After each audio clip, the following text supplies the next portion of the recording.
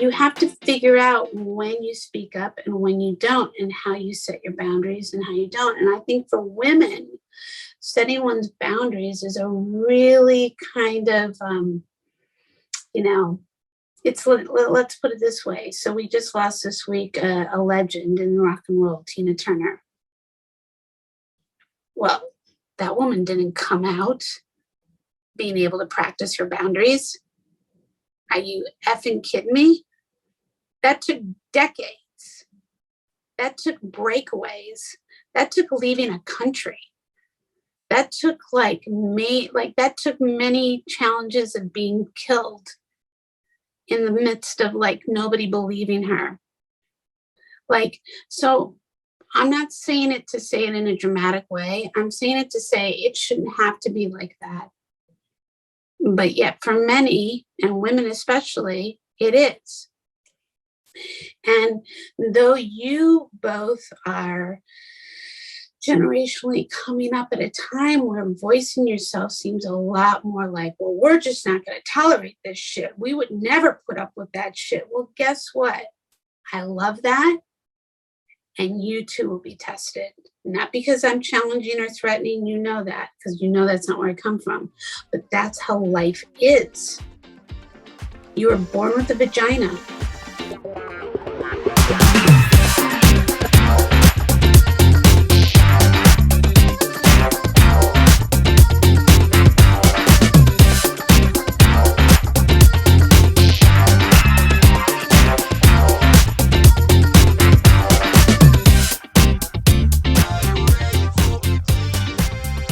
Welcome to episode 23, part 1 with my producers, Melissa and Katie, who have been incredible, integral partners with me since the fall of 2021 when we launched the Camp Fifi Uncensored podcast. I'm so grateful to these women because it's been an opportunity for us to explore many conversations with many guests.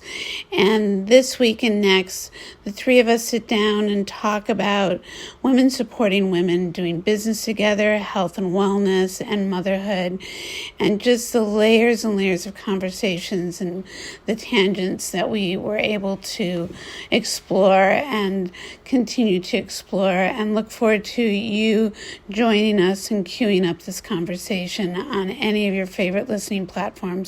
So grab that coffee, grab that cannoli, because here we go. Let's kick it open. Let's talk about this. I want to kick open this conversation.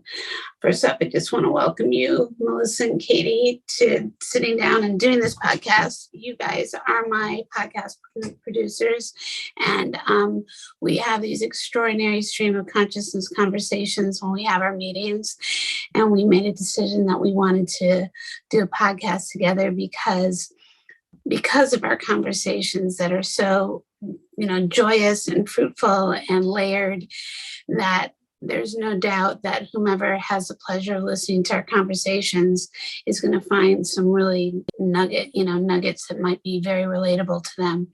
So you both and I, myself, met during the pandemic, thank God, thankfully due to social media, and thankfully due to another mutual group that will remain nameless, that no disrespect, just remain nameless, but that connected us.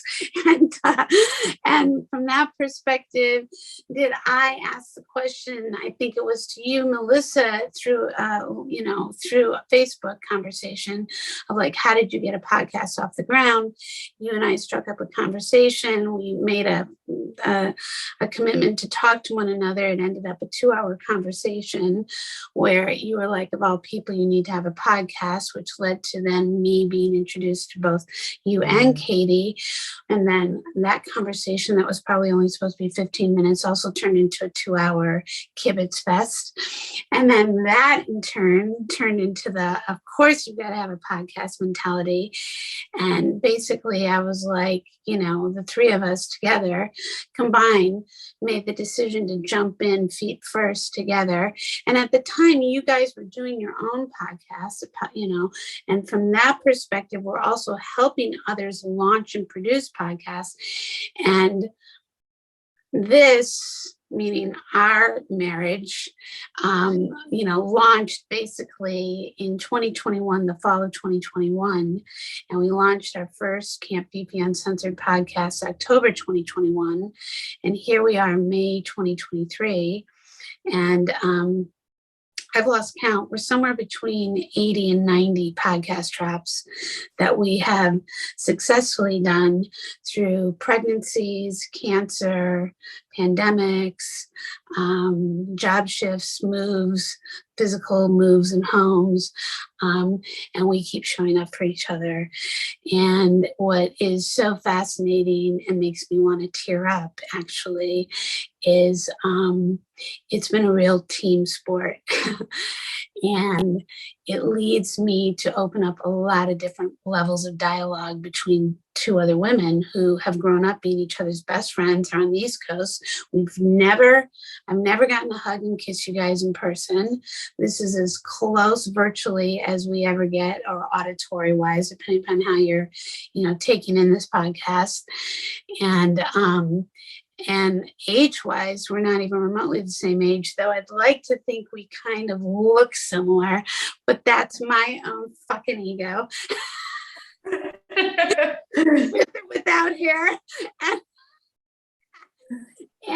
But what the beautiful thing about it is because we're generations apart, ironically, yet can have these very mutual, like we can agree to disagree, but at the same time, ironically, we have very similar beliefs and moral compasses, even though we're three distinctly different women raised in very distinctly different households. And when I proposed us all doing this podcast, so we've talked about this several times, I talked about several subjects, or putting out there several subjects, which was the power of using one's voice, women supporting women, health and wellness and motherhood. And then I added on to it things like marriage, dreams, friendship, and the shift of one's vision. But what I want to kick it open with, which is going to be kind of crazy, is what we were just talking on the topic of, is basically something that really resonated and came up a lot during the pandemic, which was when you are uncomfortably growing, there tends to be a lot of falling away. And ironically, we've come very much together while there's, for me, been a lot of falling away, or what seems like figuring out one's navel, or feeling lost while you're being found. And through that, a divorce, meaning that you divorce a lot of people in the process, which you're not intentionally setting out to do. But through these moments, like call it the month of May, as we were discussing, that you have these like self-revelations and looking in the mirror going, what's going on in the universe? These things happen, or can happen. And how do you comfortably and uncomfortably forge ahead through that while being true to oneself for the sake of your own vision, your own success, your own truth, your own moral compass, your own integrity, and not waking up in the middle of the night with this agita because other people are trying to put upon their belief systems on trying to invade, put like barnacles on the boat kind of thing, when you're like, get off my boat. So that's my open to delving into our conversation. Well, thank you so much, Katie. It's so good for all of us to be here together. I think that just anytime we have the opportunity to show up, all three of us, and really have an authentic conversation, it's a good chance to really just dive into your feelings and emotions of the week, and, the big stuff and the little stuff. And I'm really looking forward to what's ahead. I would say, just to start off, when you think about all of the things that have fallen away from your life personally, anyone listening to this, from the time of the start of the pandemic to now, and the metamorphosis that maybe you've gone through along the way, it's really interesting to sit there and like compare past lives. Katie and I had this discussion actually over dinner the other night of like, and we were talking like pre-pandemic, like far back, but like just the different phases of life that you go through and the different things that come up along the way and the relationships that are built.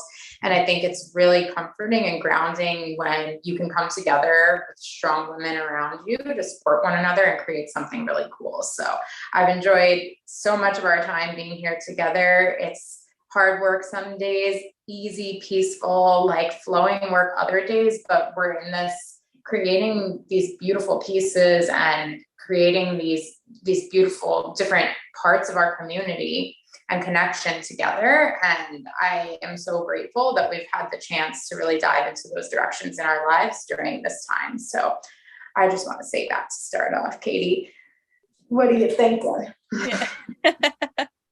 Well, thank you, Felicia, for having us on your podcast, first of all.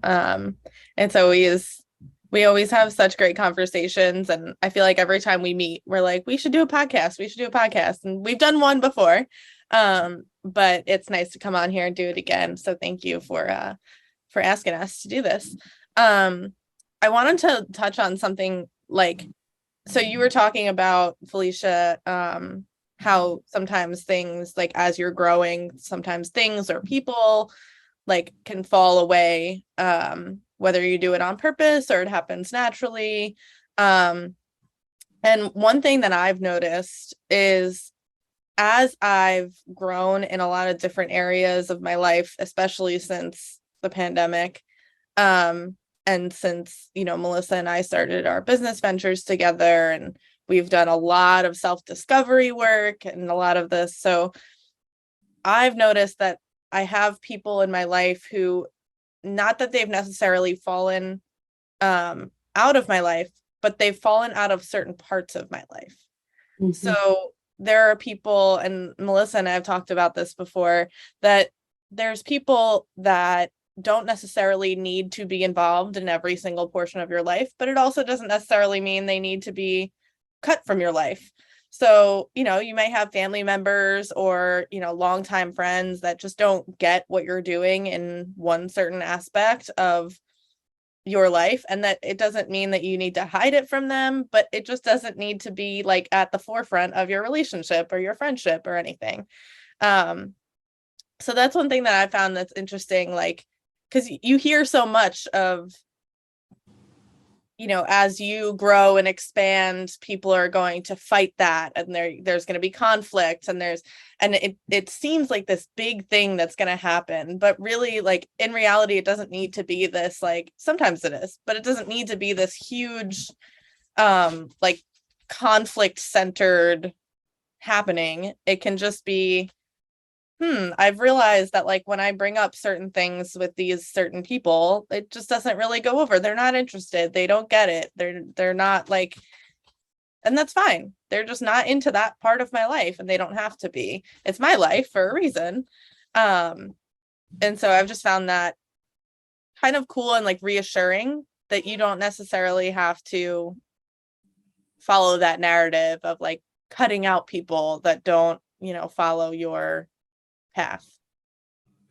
Yeah, and it's interesting because I'm definitely not a person, like, I can go back to when I was a little girl. I was always a good little girl. But while being a good little girl, I was also a visionary, and I was always a truth seeker. And I was always I saw what was going on, not even because I was trying to, it's just because I did. And it didn't mean like I saw everything, like, ooh, I see everything. No, what it was just who I was present, how I was present was showing up. And I love people, as we all three know. I love people. I love engagement. I'm curious by nature. I love, a good kibitz fest. This is why we're doing this podcast. That's why we keep showing up doing this podcast. And I will always try to figure out and solve a problem. But what I've also come to realize, it could be at the detriment of my own well-being. And as one matures, whatever that means, you could be 15, you could be 55. as you come into these realities of how things or people put themselves upon you, or environments that you're in, and then how you work through those and how that resonates with you and your flow, you can come into the reality of how other people operate. And as women, we're always told to be the nurturer, make it work. How do you raise other people up? Again, maybe even the cost of your own well-being. And I think depending upon the situations, they can be very actually conflicting to your own inner truth and voice, because you don't want to upset the cart. You just want to make things happen. But by doing that and living that and having lived a lot of life experiences, which is why you both thought I would be perfect for having my own podcast, is I've had lots of life experiences, some of which could have just stopped my voice altogether, and or where I've shouted on top of a mountain mentality, or I have found a balance in between. And as we were talking before this podcast officially started, which was, or tests come along that will challenge you that you're not even consciously seeking, but it, I believe, is a way of the universe aligning you with your truth. So where we are right now with just our lives in our conversation, I've just come through 6 months of going through diagnosis and chemo treatment from ovarian cancer. So having a life-threatening disease and getting through it and now being in remission is a lot to celebrate. And you want to celebrate, and you want to stay very humble at the same time, and just kind of keep your head down and just kind of keep going. And even though I've put it on a public platform, not only this platform, but on my social media, as you both know, and telling my story, not too much to talk about me, but to wake other people up, I think it sometimes makes people feel like they have permission to go, well, I've observed that you're doing this, so therefore you're willing to do that, right?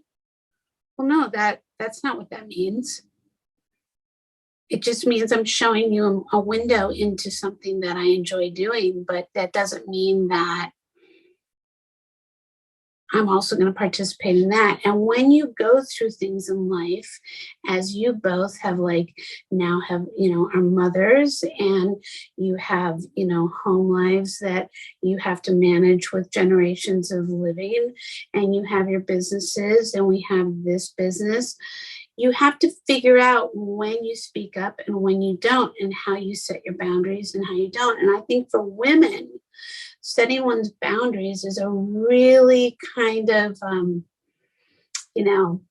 it's, let's put it this way. So we just lost this week a legend in rock and roll, Tina Turner. Well, that woman didn't come out being able to practice her boundaries. Are you effing kidding me? That took decades. That took breakaways. That took leaving a country.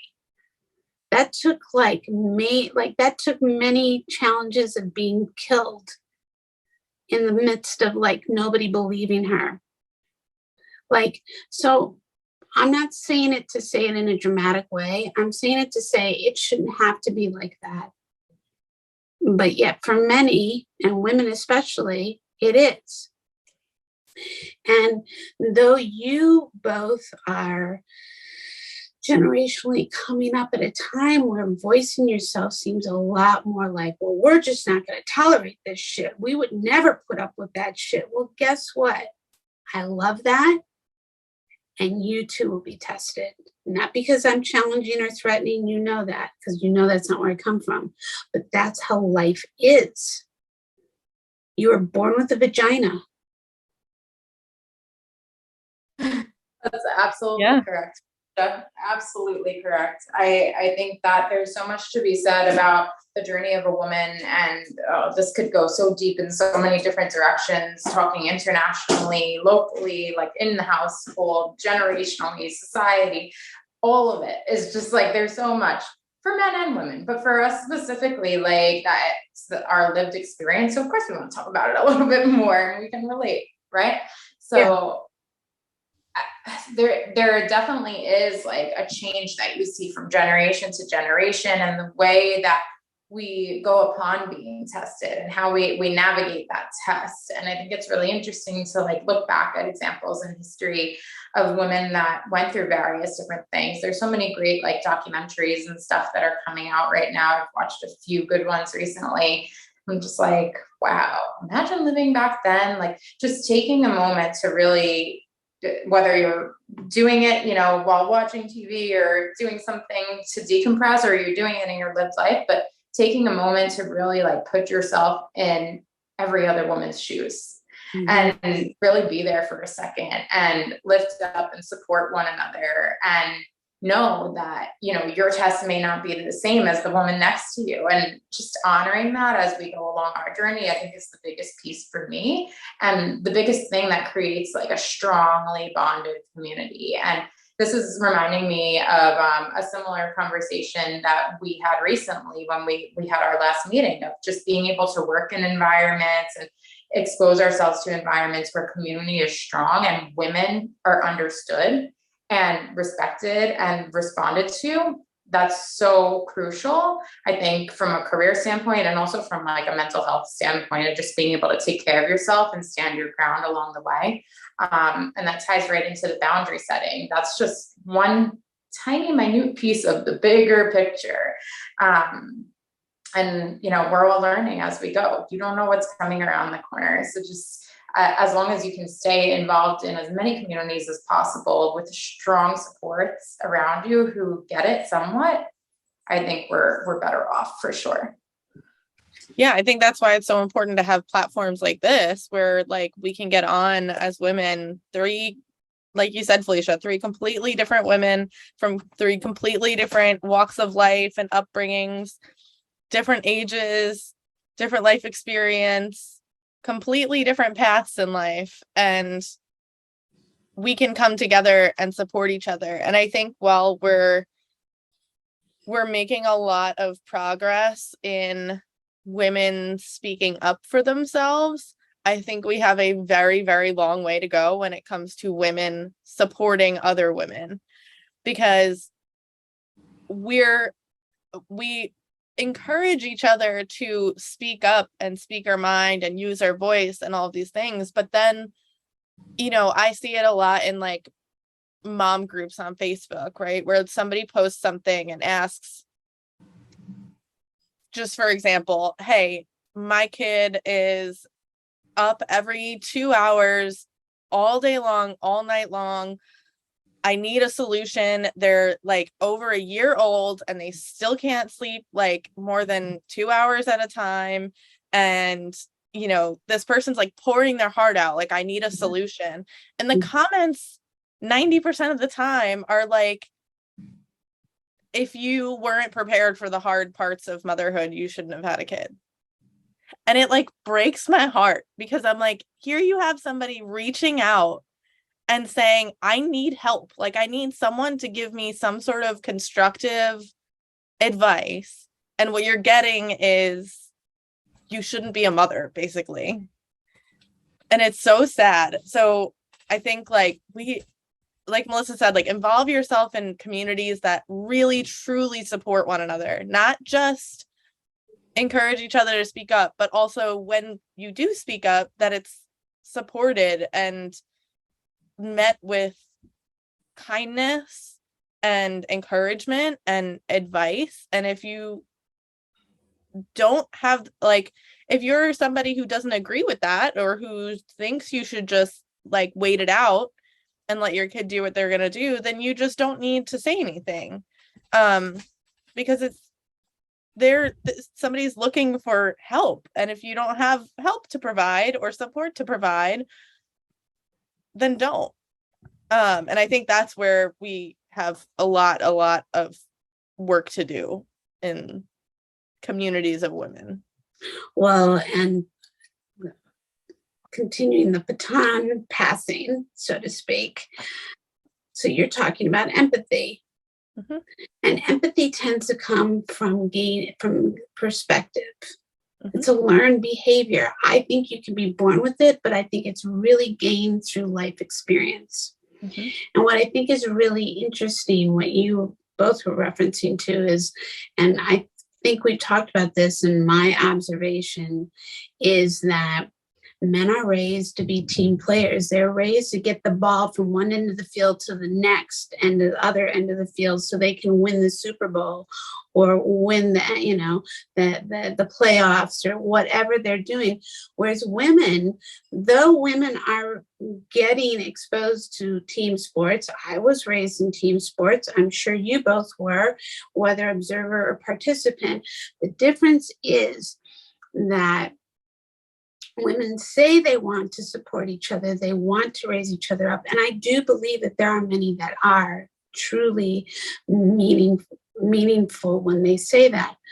But what I also find is that here we are, we're in business together, and we have very authentic, pull back the curtain conversations about our life, as well as solving the problems within how we develop our podcast and how we've grown that.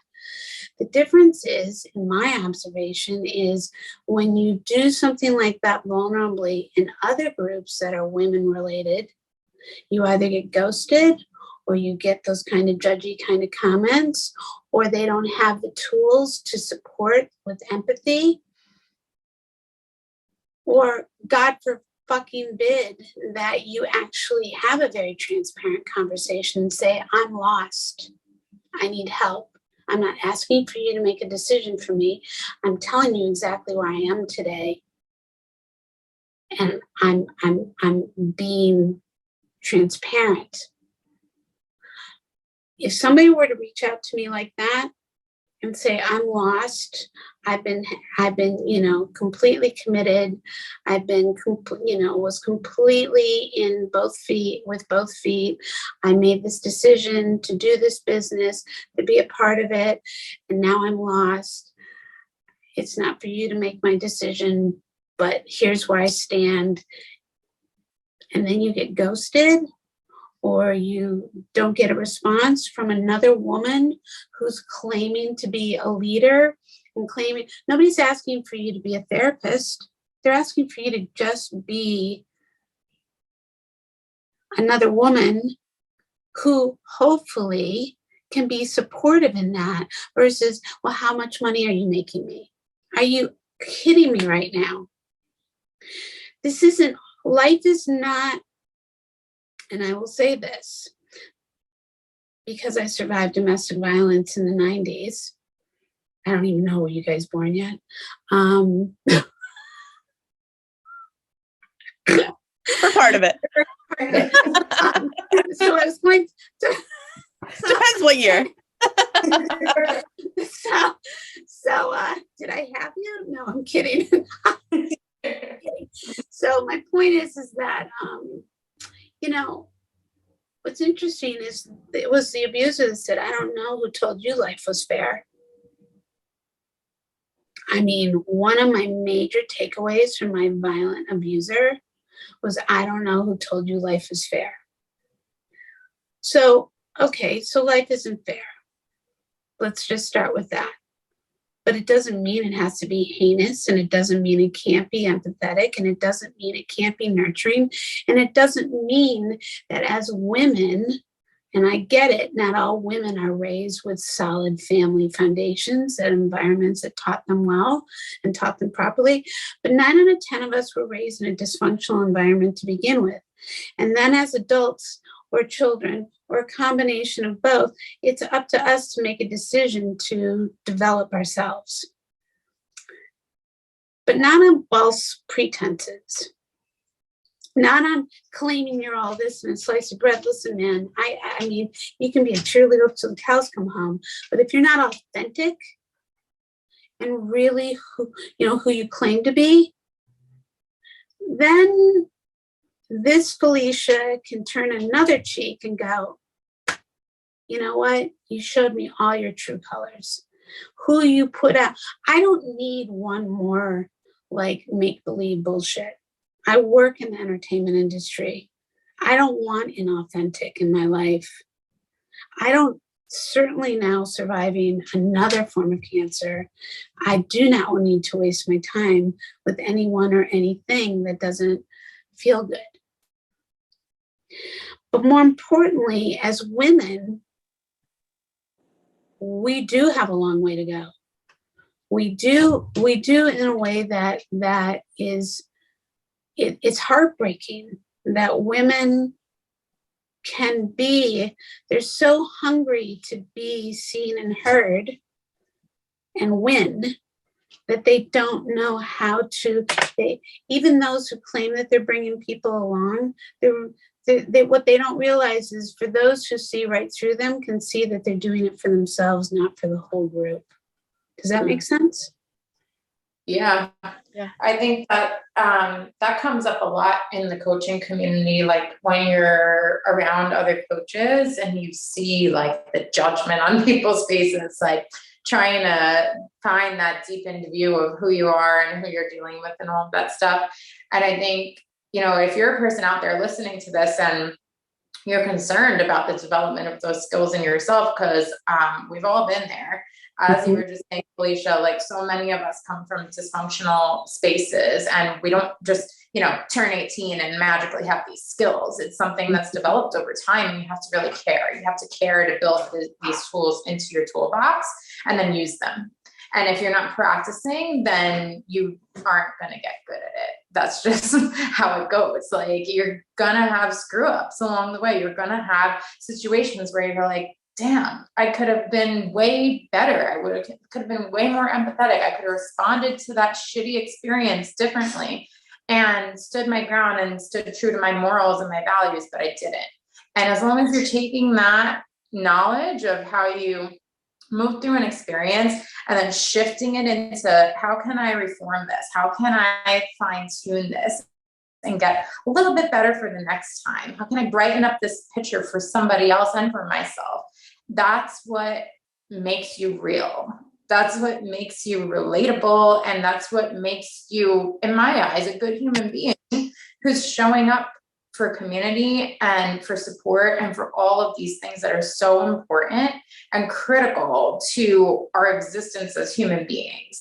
Katie and I say a lot, like we have this fascination with humans. And that's a big part of the reason why we started podcasting. We're like, we just want to talk to everybody and figure out what the hell is going on and like learn from others' experiences. And I think like the more you seek that out and the more of an open book you are, and the more willing you are to show up and bring value in any small or major way that you possibly can in all conversations, all relationships, the better off you are. Once again, like you just build more authentically, you build more holistically all along the way. And then before you know it, you look around and you're like, well, damn, I have this really great community around me. Like, look at this. And it's sometimes not even conscious how you have gotten there and what has gone on along the way to really help you to develop that and cultivate these things in your life. Sometimes it's really just like, I'm just being me and I'm just showing up and giving what I have to give on this day, and what stays, stays, and what goes, goes. And I think that's what true alignment really means. That's it.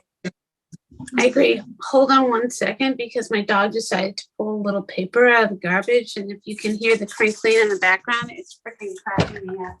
She wants to be seen and heard. Yeah. She heard mom say that. She's like, I'm going to be seen and heard today. Yeah. I feel like I wanted to touch on what you were saying about life isn't fair. And I think it's like no surprise that that's where you heard that from, because so often, and I believe that life really isn't fair sometimes, and a lot of the time actually. But I think so often that phrase is used to justify the actions of a person. Mm-hmm. And that's not what it means. It means that sometimes life happens, and there are things that are out of our control that we need to deal with and go through and learn from. But it's not someone else's actions that should be what makes life unfair. We should all be working against that happening, right? Like, Yeah. the unfair things that happen in life, it's our responsibility as like humans on this earth to like support one another through those things and to try to make it a little bit less unfair as much as we can, instead of using that as like a weapon against somebody and just saying, I mean, parents say it all the time, right? To their kids, like, life's not fair. It's not life. It's you as a parent telling your kid they can't have something. And it's not because life isn't fair. It's because there's a reason why you're not allowing them to have that thing. So it's like, while I believe the phrase is true, we wield it too much as like a weapon or a justification for what we're doing personally. And it's really about the universe and what's out of our control, not what we are choosing to do. Well, that's interesting too, because prior to that experience and that memory, there was plenty of life experiences that had already occurred in my childhood that I could have concluded that on my own, and yet I would not even live into that space. My attitude still was, I was still an idealistic realist. I was still going to see things with the cup was way more than overflowing, and that, you know, I was going to create my experiences and manifest success, however that showed up looking, to the best of my ability. So I think that so I didn't actually hear that from my parents. I never heard that from anybody growing up. I certainly knew that the phrase existed, but it wasn't something that was being like, look at this. This is how it is. Life isn't fair. No, I mean, you know, that was him trying to mirror his psychology 101 onto me, that I remember him saying, but I didn't take that on, because if I took that on, I would have been dead and we wouldn't be having this conversation. And so I wasn't taking that on like a barnacle. Right. I was like, hey man, you gotta get the fuck off of me, because this is not manageable. You know, I'm not taking that on. Right. And getting back to how can women support women? I think women really have to be willing to look at, I get that we have full plates, some of us more than others. You know, you're going along, you fall in love. If you're lucky enough to meet somebody you like and you want to make a life with, and maybe you're somebody that you're lucky enough to meet the person that is meant to be doing this journey called life with, and knock wood, so be it. And sometimes you come to a fork in the road and you realize this is not the person for me, and I've now created a life and I've made all these adjustments, and now I have to rethink things, and there's now all of a sudden a divorce, or somebody's health goes through something, and now there's a death. Or now you've got children and you were climbing the corporate ladder, and you now have pregnancies, and now you have children in school, and maybe you've got a little bit more challenges, and there's a lot. And then now you've got parents who are aging, if you have parents who are alive, and you've got all these side interests, and there's a lot of plates to spin. And how do you stay true to your core, your vision, your little girl vision? If you were dreaming and imagining, above and beyond your Barbie dolls and, your, whatever it was that you were aligning with. I mean, maybe it was your G.I. Joes, maybe it was Barbie dolls, maybe it was, sports, maybe it was art, maybe it was fashion, maybe it was animals, nature, whatever. But, how do you stay true to your calling, or how does your imagination turn into reality and then stay the course? And I definitely think that women have more I don't want to say challenges, but more, and I don't know that even test is the right word, but more potential interruptions to the process because of these things that come along as life goes on, as we mature through life, and things that we get faced with, whether it's economics, households, people in our lives, people we align with, family members, birth, death, and everything in between. And you both are at, maybe a third of your life way through, give or take, a quarter to a third, God willing, or whatever you want to call it. And, I can think about when I was at your age. And I can think about, I felt like, things are going very, very well. And, I feel very advanced and all things. And then it was like I turned a corner and it was like everything had just gotten pulled right out from under. And that was based upon actions and decisions I made, not because life happened to me, but because of choices and decisions I made. I decided after coming from Chicago and moving to LA and being married that I no longer wanted to be in a marriage. And by the mere fact that I made a choice to get out of my marriage, that I felt I wasn't going to be able to grow in a healthy, sort of fruitful way, in a long-term way, and I wasn't willing to give up any more of my life, that I was going to get out of it and take that chance. Unfortunately, by taking those, not unfortunately, by taking those steps, did I unfortunately end up in a relationship that ended up, unbeknownst to me, was with a violent alcoholic, and going through then that chapter of my life, that I ended up getting pregnant when I was never pregnant in my early 30s, having to make decisions that were for my best interest, getting out, through terminations of pregnancies while I was being protected, by the way. Ironically, I was using birth control in all three of those pregnancies, and yet never got pregnant in my marriage. Practicing birth control during those moments, getting pregnant and trying to protect my life, while also actively being in the entertainment industry and continuing to create a successful career while trying to stay alive. Now, that in of itself is a fucking movie script. And not because I'm in the entertainment business, but many people have told me, and frankly, you don't want to see all the details behind that curtain, because nobody would believe the stuff that I actually went through, that I'm just giving the cliff notes on. More importantly, I tell that because that's just an example of one person in the billions of people that exist on this planet. And here we are in the United States of America, being able to have a very open conversation during a very tumultuous time for women, and politics and rights to women's choices and all the things.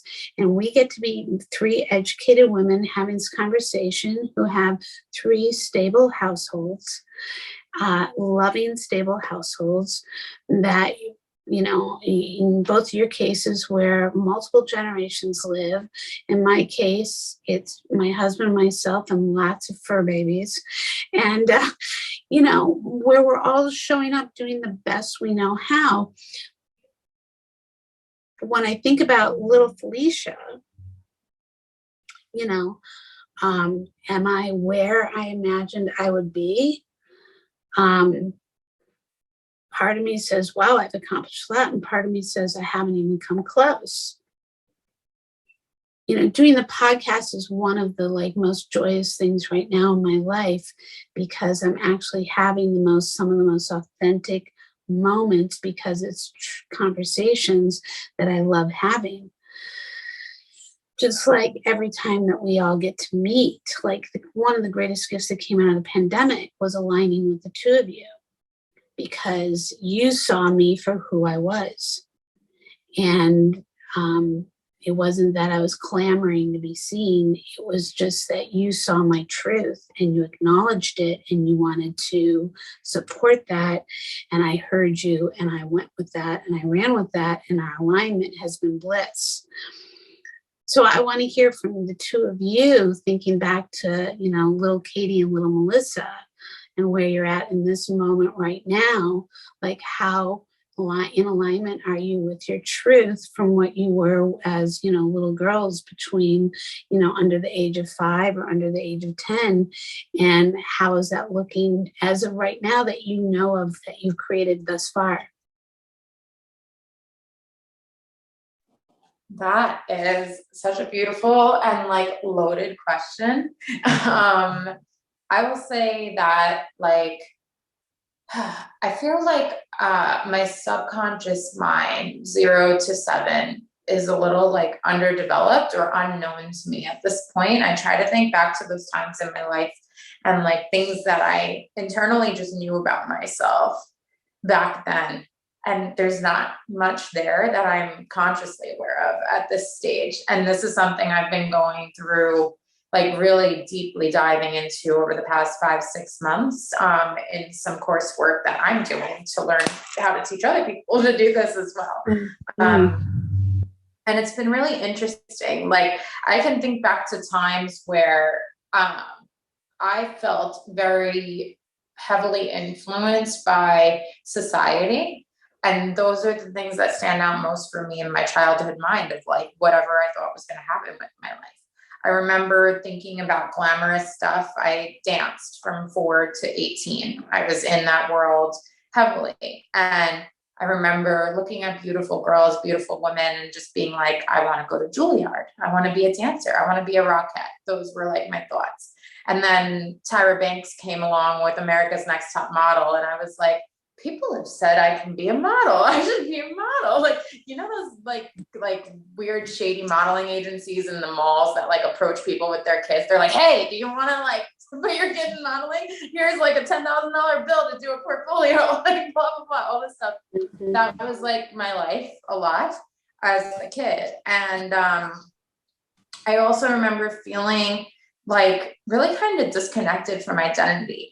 I am a mixed woman, as if you're watching this visually, you can all see, probably. So yeah, my mother was the primary caretaker for me. She was out with me all the time, and she is a Caucasian woman. And a lot of times people would act as if she was not. My mother, questions would be asked of oh, whose child is this? Who are you babysitting? I remember those moments. And I remember asking a lot of times, my mom would probably laugh at this, am I adopted? Where did I come from? All these weird questions that would come up, because I had no sense of cultural relation or ties to who I was and what I looked like being around me. And I think that's something a lot of people face in many communities, just not being very diversified nowadays in different suburbs and probably cities too, maybe not as much.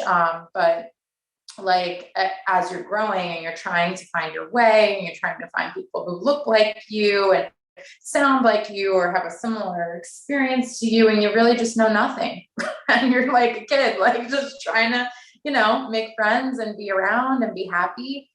Those are the things that really stand out to me the most. And I'll say on the tail end of that now, looking back and assessing my life now, I think that I've cultivated a great community of a ton of diversity in so many different ways.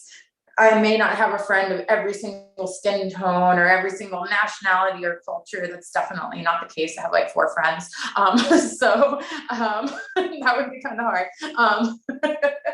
But I will say that I've really done a lot of work in my life to gain exposure in areas that I felt would tie me to something. It was almost from a place of personal gain and trying to find oneself along the way, and built very strong relationships within those spaces. So, looking at my life now, I feel heavily equipped to guide my next generation, my little people in my house. That's been my major focus over these past 6-7 years now. And that's definitely not what I thought my 20s would consist of, but it was. If you asked me at 18 or 17 if this would ever be my life, I would laugh in your face. Like, literally. And Katie can attest to that. She's shaking her head. Like, absolutely would laugh in your face and be like, who are you? Who do you think this girl is? Like, you're totally nuts. That's never gonna be me. And I'm so blessed to be able to be in a mindset where I can assess and understand the many gains that have come from not going the path that I thought I would, and taking this direction, or allowing my life to take this shape in this direction through the choices that I've made very consciously all along the way. So yeah, I feel really good where I'm at, and I'm just kind of in a time right now. My youngest is about to go to preschool in the fall, where it's like on the cusp of this next chapter, it feels like, career wise, and just like schedule and flexibility wise, things I haven't seen my day look like in years and years. So it'll be interesting to see what the final quarter of this year brings along for me, for sure. And do you think that's, just for 1 second, do you think that that's going to give you more creative time freedom options for yourself? Absolutely. Yeah, I absolutely think so. Like, I feel like it almost feels like this buildup, like you're like climbing a mountain to like get to the peak and enter a cave or something, and be like, oh, and this is what I've been waiting for. Like, this is here. And yeah, it feels like almost there. Like I'm getting closer, taking step by step, day by day. But it also feels very bittersweet, especially with summer now upon us. It's just post Memorial Day weekend that we're recording this. And I'm like, in this mindset of like, cherish the time, do all the things. They're never going to be this little again when I think about my family life. But at the same time, I'm like, I know there's something really good around this corner, and I'm so excited to meet it. I can't wait. Love it. What about you, Katie? So, kind of similarly to how Melissa started her answer, I struggle a lot sometimes to have memories of when I was that young. I don't know, like, I haven't really unlocked where that comes from, or if there's a reason for it, or whatever. I've done a lot of like soul searching as far as like, was it something I went through, or, and just like nothing has like made it clear as to why that's the case. But I've always, since for as long as I can remember, it's always been a joke that like my sister can remember anything. Like, she's got like the memory of like an elephant, and she can remember every little thing that happened when she was like 3 years old. And I'm only 2 years younger than her. So there are a lot of things that I'm like, yeah, but you remember stuff when you were 3, and I don't remember stuff when I was 3 and you were 5, but you remember it all.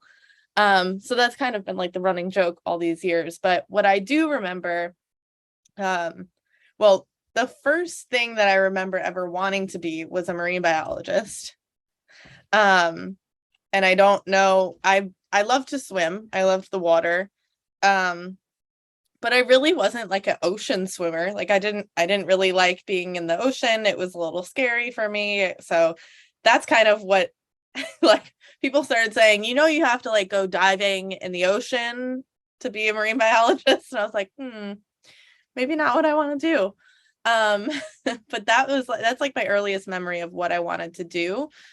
But what I remember really loving as a kid was making friends. That was like, I was like a really social little kid. I made friends with everybody. Like, I went to preschool with my cousin, and she used to like hide behind me at preschool, and I used to talk to all the kids, and she would just like follow along. Music's always been a huge part of my life, and still is. And at one point I also wanted to be a music teacher. And I think that was kind of because it combined my love of music, and as I started getting older, my love of kids. And what's cool, like right now happening in my life is that I just had my first kid. And it's like, I'm only 29, which is actually fairly young for a lot of moms these days. And I like, in my like gut, I feel like finally, even though I'm only 29, it's like I feel like I've been waiting like my whole life to do this. And like the fact that I think subconsciously I've made a lot of decisions that were really all centered around that. I think that my decision to become an accountant subconsciously was, I can make a good living to support a family. My decision to move to Virginia at the time that we did was so that my husband and I could create our own space and our own life to have the confidence to move into that stage of our life. I think my decision to start working from home was absolutely for that reason, knowing that I wanted to have kids, and when that happened, I wanted to be around. Whether I was working or not, I needed to find a way to be around for them. And because I grew up with parents that worked, they both worked full time. So it was, my mom worked overnight and my dad worked during the day. So my mom took care of us during the day, and then she went to work after dinner, and my dad took care of us at night. And I also think that my decision to be with the person I'm with had a lot to do with that as well, because I knew he wanted to be active in his kid's life, and I wanted that for my kids. So as much as like I fell in love with him for him, who he is, a big part of who he is having grown up with an active dad and wanting that for his children as well. So ultimately, I think that that's always been my like life's goal. And everything else around it is just sort of like supporting that in some way. So it's really interesting because I certainly knew at 18 that there's no way I was gonna, like I did not want to get pregnant until I absolutely knew that I had been educated, gotten through my education, was stable, all those things.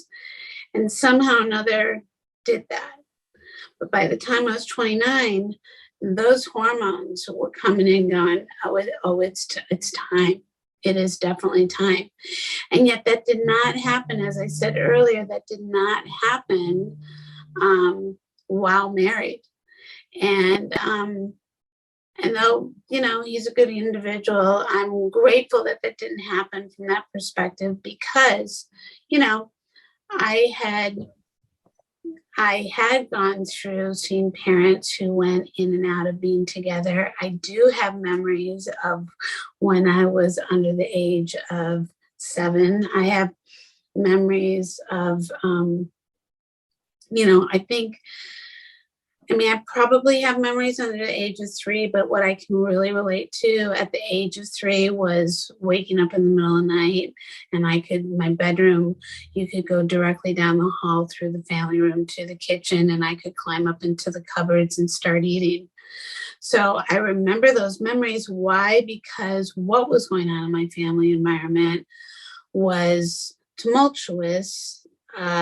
Just from all sides, I came from a mixed relationship, but not mixed in the sense of skin, in the sense of black, white, what have you, but it was Sicilians versus Russian Romanian Jews. And for my parents at the time, that was an interracial relationship because that was the late 50s and I was growing up in the 60s. And during the time, that was a very tumultuous time in our world through, the rights of people, the rights of women, the rights of Blacks, the voting rights, civil rights, all the things, things were not materialized yet. There was a Vietnam War going on. There was just a lot, just like, what we're living through today is kind of like what I feel like I lived through in my childhood, but in a different kind of formality, because there was a much more innocent time while there was still a lot of things going on. So I do have those memories of being 3, climbing up into the cupboards when I was 3, trying to nurture little Felicia, which is kind of ironic because those memories really came up recently, coming out of chemo and coming through my last treatment, getting really, really sick. And then once I got really sick and coming through that, having this moment of what in God's name have I just been through over the last 6 months? And then I started eating out of my emotions, wanting to nurture myself, like the little girl inside of me. And then waking up basically 3 days later going, whoa, you got to stop. You know what this is. No, you don't need to nurture little Felicia. You can just live in your emotions, and you don't have to do something counterproductive that's going to hurt you. You can express your emotions and not eat through them. Whereas at 3, nobody was really listening to the 3-year-old because they were all in their own survival mode. That's kind of the world I was raised in. And though there was a lot of foundationally really beautiful things around me, growing up in the fashion industry, grandparents who were in real estate and politics, and lots of vibrant, successful people around me, and knowing that I was going to be well educated and I was going to live a good life, and there was still a lot of instability, which is kind of ironic and yet interesting that I chose the entertainment industry, because there's no security in that either. That's always constantly changing and shifting, and people can come and go just like that, and your job can come and go just like that, or you can deliver a great service and people still can wake up on the wrong side of the bed and get rid of you. There's a lot of weird kind of correlations to that. But it's interesting to listen to the two of you because, having come up through the fashion industry, editorial industry, Melissa, I never knew that about you regarding the Juilliard and the modeling. Regarding you, Katie, I never knew that about you regarding the music and working with kids and wanting to have kids in that way. And how yet, you both came growing up as friends, but how you both kind of came into your own in your 20s, which is still really, even though parents of my age were doing that, they were, if women were lucky enough to even have a college education, whether they did or they didn't, man, they were strapped with children by the time they were 19, 20 years old. Whereas today, you're right, women are hoping they can get pregnant in their 40s. Which I also did. And I've spoken on this as of recent, why I brought up earlier about, no matter what your politics are, no matter what your religions are, no matter what anything, women, for women's sake, need to understand, as well as men, the reason why it's so important for us all, no matter if we're mothers, through birth, through fostering, through adoption, through being an aunt, through whatever, no matter what your beliefs are, we all want to, for one reason or other, for those we love or ourselves, to be able to make choices of our own bodies. And the reason why is because we never, ever, ever know if and when decisions are going to have to be made that we never in a million years, my 18-year-old self never knew that I was ever going to be faced with having to have an abortion. That wasn't an option for me. It wasn't a religious decision. It wasn't any decision. Even though I grew up with mom who helped fight for women's rights in the 70s. I never knew that I would have to be faced with making that decision. I thought I would, when I was fortunate enough to get pregnant, of course I was going to have kids. I was in marriage, but that never happened. And I was ironically not protected during those 7 years I was with that man. I was no sooner out of that relationship and that violent relationship. And I was like getting pregnant, like popcorn was popping in a, like it was just like, that sperm was hitting and I was off to the races. And it was like, before I knew what was happening. And I wasn't even officially legally divorced at the time. I mean, it was just like so out of my like wheelhouse. Like, how can this be? How can I like have left a marriage, be in this other relationship, not even legally divorced, even though the papers are like in the courts, and I'm pregnant, and now sooner no turning around, and now being abused. Never in a million years knowing I'd have to make that decision. And that decision leading to, again, like I said earlier, I was protected. I was using birth control and getting pregnant, like over here. Hit right here. Oh, over here. No. Oh, good. You made that one. Oh, over here. Woo, right through the hole. Like, and I mean, it's just like, and I mean, it was one of those things where that was a whole learning curve for me, because as an educated woman, what I got exposed to and what my perspective was taught was, here I am in Los Angeles, in the second largest city of the United States. And in 1994, when I got pregnant for the first, 93, 94, when I was pregnant for the first time, was that when you were born, ladies? See, I told you were mine. I was just going to say, maybe you did have us. We were born in 94. That's crazy. We're your spirit children. Well, it's weird because I just had these other feelings come up that I can't really express, but I've had these conversations with my spiritual baby. So like, maybe that is why you two have showed up in my life. So crazy, because even though I've shaved the hair off, or I've lost it through chemo, it's kind of like literally like, woo. Anyhow, and again, we've never even had this conversation, which is so crazy. But through that journey, what I learned was how very difficult and challenging it was for women to safely, even after it being in law, for women to safely get an abortion. And I thought to myself, if I'm an educated, and it's not about education, but if I'm somebody who has access to these resources, what about the woman who doesn't have access to these resources? Then what?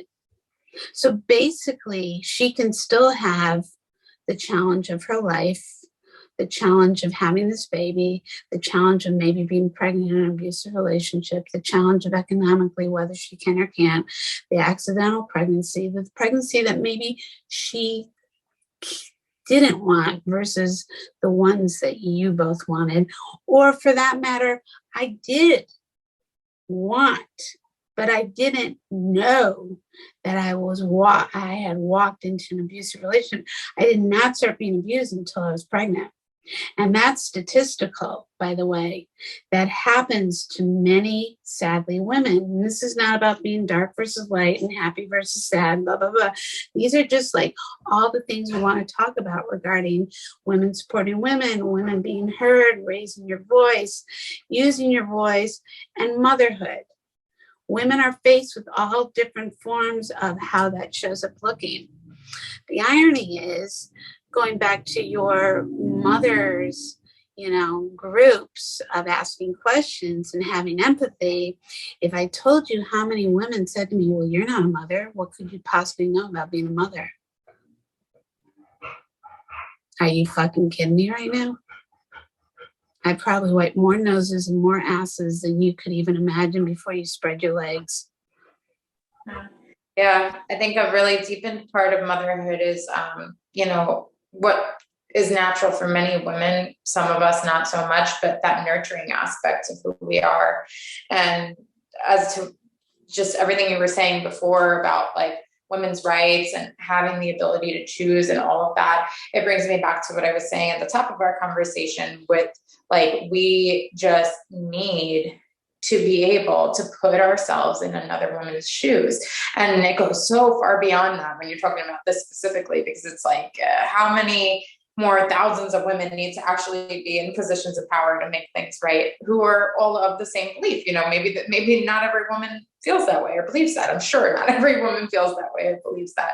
But again, like just being able to support one another from any gender standpoint, from any nationality, background, societal circumstance, whatever it may be, just being able to be humble enough to say, okay, her life is not mine. Let me put myself here for 2 seconds and like try to understand, like that's really what creates the strength in community. And if we don't have that, then what do we have? Like, really, if you think about it, if we don't have that and we can't lean on one another during these crazy difficult times, as you're explaining, like all these stories that we've just walked through in our lives, if you think about those moments and you think about what it feels like to not have someone to turn to during times like that, like how soul crushing, how crushing is that? And how do we change that? I think that's a big question today and has been for a very long time that we all need to ask ourselves daily. How do we show up better? How do we change that?